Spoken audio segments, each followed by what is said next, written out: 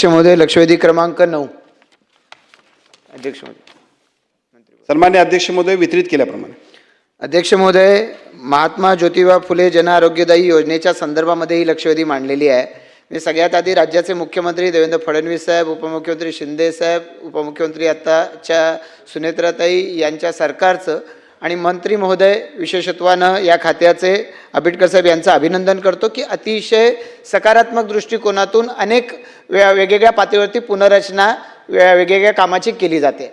अध्यक्ष महोदय, महात्मा ज्योतिबा फुले जन आरोग्यदायी योजना ही योजना अतिशय महत्त्वाची आणि अतिशय उपयुक्त योजना ठरत चालली आहे लोकांच्यासाठी.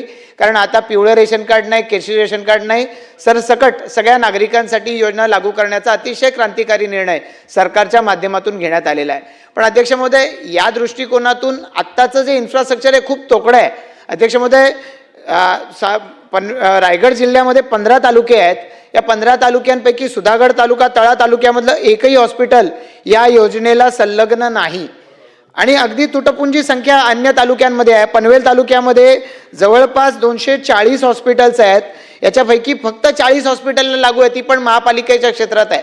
आणि त्यामुळे घडतंय असं की 30 बेडपेक्षा कमी बेड असलेली अनेक विश्वासार्ह हॉस्पिटल आहेत. लोकांना त्या डॉक्टरकडं ट्रीटमेंट घ्यायला पसंत करतात, पण ती शासनाच्या अटीमुळं त्या योजनेचा फायदा लोकांना घेता येत नाही. प्रश्न माझा याच्या संदर्भातला असा आहे की 30 बेडपेक्षा ज्यांची कमी संख्या आहे अशा हॉस्पिटल्सना या योजनेला संलग्न केलं गेलं पाहिजे. कारण लोकसंख्या प्रचंड आहे, मर्यादित फायदा होतो. तर त्यामुळे यासाठी शासन काय करणार आहे, नंबर 1. दुसरं अध्यक्ष महोदय, की अशा हॉस्पिटलची माहिती ही प्रायमरी हेल्थ सेंटर म्हणजे प्राथमिक आरोग्य केंद्र, UPSC यांच्यासारख्या ठिकाणी सार्वजनिक महत्त्वाच्या ठिकाणी लावली गेली पाहिजे. ती लावण्याच्या दृष्टिकोनातून शासन निर्णय घेतं, अंमलबजावणी होत नाही. यासाठी शासन काय करणार आहे? आणि याचबरोबरीनं अध्यक्ष महोदय, अनेक हॉस्पिटल मनमानी पद्धतीनं, तिसरा प्रश्न, की मनमानी पद्धतीनं अनेक हॉस्पिटल हे बिलं आकारत राहतात, मग तिथं वाद होतात. आपण पाहतो, काल परवाचे प्रसंग आहेत. मग अध्यक्ष महोदय, दर तक्ता अशा हॉस्पिटल्सनी लावला नाही तर जसं मेडिकल स्टोअरचं तुम्ही 5 दिवस 7 दिवस महिनाभर सस्पेन्शन करता, तशा पद्धतीनं अशा हॉस्पिटलचं ऑपरेशन सुद्धा सस्पेंड केलं पाहिजे. ते शासन करणार आहे का?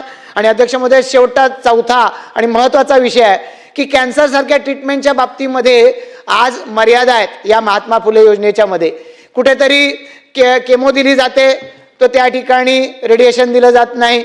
मग अशा पद्धतीनं ही मर्यादा कशामुळे आहे? कारण ट्रीटमेंटची कॉस्ट शासन जे देत आहे ती खूप कमी आहे. तुम्ही प्लास्टिक सर्जरीला देत नाही, आता टंगला तुम्ही प्लास्टिक सर्जरीमध्ये टाकून दिलं म्हणजे जिभेचं ऑपरेशन होऊ शकत नाही.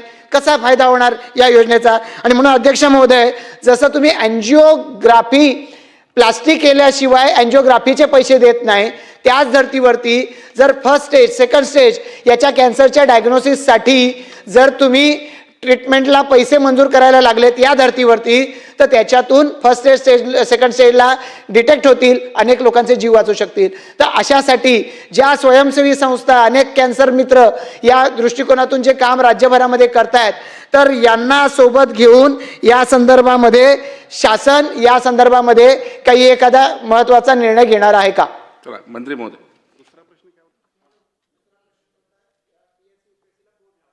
PSC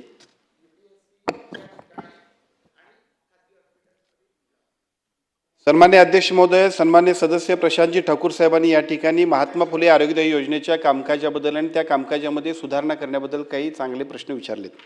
विशेषतः त्यांनी पनवेल आणि रायगड जिल्ह्यामध्ये सुद्धा 30 बेडच्या आत असतील तर अशा हॉस्पिटलला मान्यता देण्याबद्दल आम्ही धोरण करू काय, अशा पद्धतीची भूमिका विचारली. मी आपल्याला सांगतो की मध्यंतरी सुद्धा सन्मान्य आदितीताई तटकरे, आपल्या महिला बाल कल्याणच्या मंत्री, त्यांनी सुद्धा माझ्याकडे आग्रह केला होता. विशेषतः आदिवासी भागामध्ये, कोकण पट्ट्यामध्ये या सगळ्या सेवा द्यायच्या असतील तर या 30 बेडचा सुद्धा निकष थोडासा कमी केला तरी हरकत नाही. आम्ही सकारात्मक आहोत. चांगली हॉस्पिटल याच्यामध्ये आली पाहिजेत आणि या हॉस्पिटलच्या माध्यमातून ज्या गोष्टी आम्हाला द्यायला पाहिजेत लोकांना त्या देण्याबद्दलचा एक धोरण म्हणून आम्ही निश्चितपणे ती भूमिका घेतो. आणि माझी विनंती आहे की अशी जी हॉस्पिटल असतील त्याला आपण सुद्धा एकदा धोरण केल्यानंतर जी चांगली हॉस्पिटल असतील त्याला आपण सगळ्यांनीच करणं, आपण सगळेजण लोकांसाठी काम करतो, त्यामुळे आपल्याला त्या सगळ्या गोष्टींचं राईट ब्रीफिंग असते, त्याप्रमाणे आपण सूचना दिल्या तर त्याचा फायदा निश्चितपणे लोकांना होईल.